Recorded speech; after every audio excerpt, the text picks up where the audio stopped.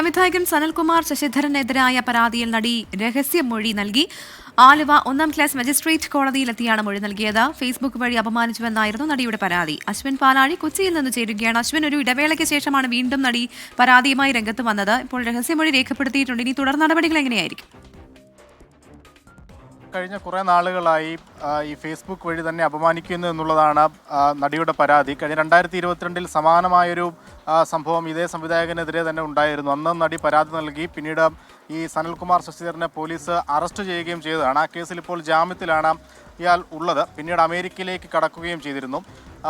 ഈ സമാന കുറ്റകൃത്യം ആവർത്തിക്കുന്നുവെന്ന് ചൂണ്ടിക്കാണിച്ച് ഈ സംവിധായകൻ്റെ ജാമ്യം റദ്ദാക്കണം എന്നുള്ള അപേക്ഷ പോലീസ് കോടതിയിൽ നൽകിയിരുന്നു. അതിനിടെയാണ് ഇപ്പോൾ കഴിഞ്ഞ 2024 ജനുവരിയിൽ നൽകിയ പരാതിയിൽ ഇപ്പോൾ വീണ്ടും ഒരു രഹസ്യമൊഴി നടി നൽകിയിരിക്കുന്നത്. ആലുവ മജിസ്ട്രേറ്റ് കോടതിയിലെത്തിയാണ് മൊഴി നൽകിയിരിക്കുന്നത്.